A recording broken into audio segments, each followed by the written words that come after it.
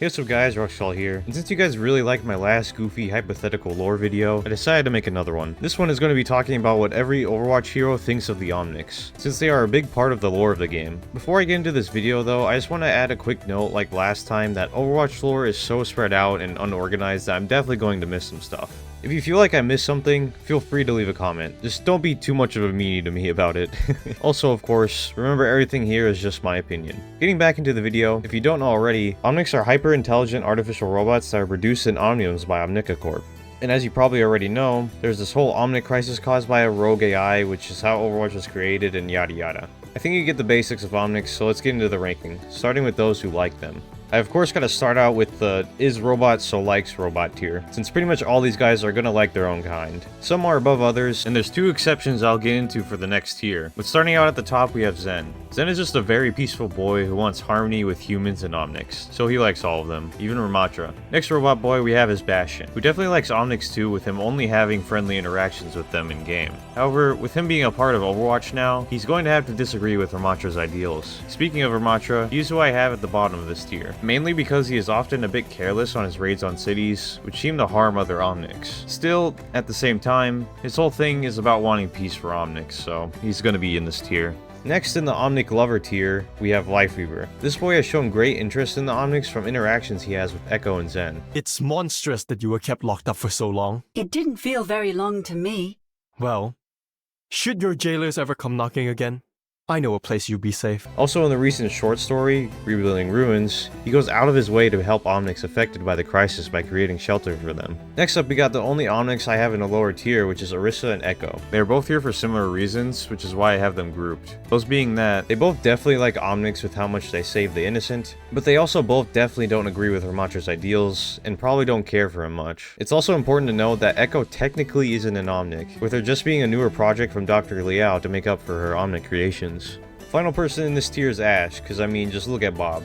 That is the face of a man who is loved and well taken care of. Starting at the top of the likes them tier, we have Tracer. She makes a good friend of an Omnic in the comics, and she always goes out of her way to help out other Omnics. I only have her down a tier because of her probably not agreeing with Ramatra's Omnic ideals. I don't want to repeat myself constantly, so just so you know, this Ramatra reasoning is going to apply to a lot of these heroes that are part of Overwatch going forward. Genji definitely likes Omnics a lot as well, with Zenyatta's wisdom helping him out of a dark place. He still has a lot of respect for Zen even now. A lot of you may not know this, but Cassidy was actually present during Echo's creation, which is probably how he had that key to her crate in the cinematic. This shows to me that he probably is fond of robots and other Omnics. Mercy shows great interest in Zenyatta's tech, and also even has a line where she says to Ramatra, "Not even you deserve death," which shows some distaste for his ideals, but it also at least shows that she cares for Omnics as much as humans. Now we have a big group of 6 heroes who I couldn't really find specific reasons to separate them, so I just have them all grouped together here for the same reason. They are part of Overwatch, so they will save the innocent Omnic boys, but they probably don't agree with Ramatra and his ideals. Next up we have Venture, who simply just has friendly conversations with the Omnics and seems interested in their relics in history.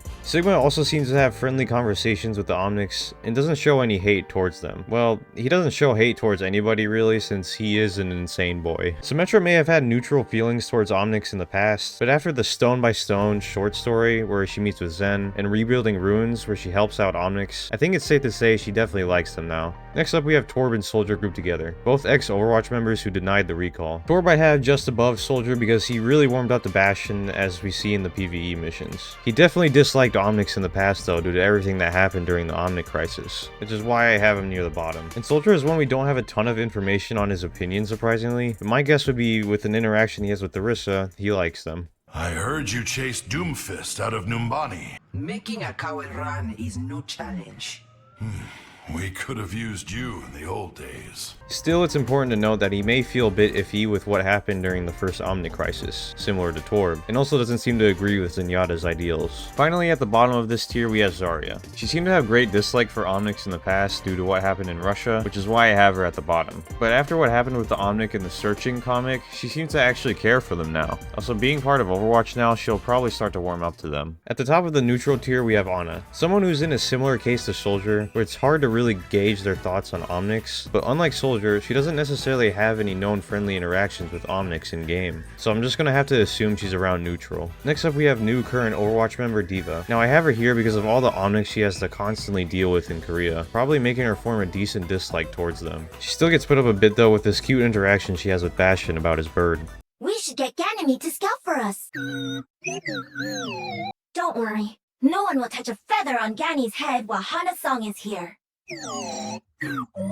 Next up we have Brig and Ryan together since they are here for similar reasons. As we see in the Honor and Glory cinematic, Ryan has had bad memories with Omnics in the past, so it's really difficult for him to not dislike them. However, with Bastion now around in the PvE, I think he's going to start to grow to like them. Brig is in a similar case with both her dad, Torb, and mentor Ryan having bad experiences with Omnics. This probably has made her dislike them too. But again, with Bastion around and being part of Overwatch, I'm sure this opinion will change. Next we have a group of 3 heroes, Hanzo, Kiriko, and Iliari. I put these 3 together mostly because I'm not fully certain of their thoughts on Omnics. Not too many interactions about it in game, but I would assume with their personalities they are all just around neutral on the subject. Next up we got our first Talon member, Sombra. I have her near the bottom of neutral for similar reasons to other Talon agents. That being Talon not having many Omnic members at all besides Maximilian. And since all Talon wants to do is ensue chaos, this often means many Omnics get put in harm's way in the Overwatch timeline. Still for Sombra though, she's often disconnected with Talon, and seems to really only have friendly interactions with Omnics in game, so I have to put her highest out of the rest of Talon. Next we have surprisingly Widow, simply because she has a line where she straight up says to Bastion, "You are lucky you are a robot," showing that even in her emotionless state, she still looks up to him in a way. Talon leader Doomfist is here for reasons stated before about Talon, but is still put up a bit higher because of him seeking out Ramatra and Maximilian often. Maga is someone we don't really see have much respect at all for Omnics, but he isn't shown full on hating them either, so I put him here. Near the bottom of this Talon member list we have Moira, someone who I think doesn't like Omnics simply because she doesn't get to experiment with them.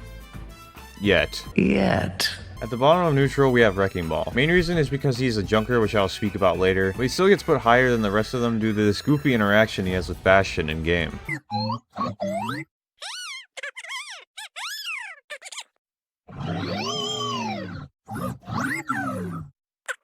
Alert. Translation buffer full. In the dislike tier, we only have one person, Reaper. Mostly because he seemed to be the only one to me that would fit in this category. Because he may have somewhat liked them in the past being part of Overwatch, but now he just calls them piles of outdated junk and shows genuine distaste for Zen's ideals. In the scrap the Omnics tier, we have the rest of the junkers.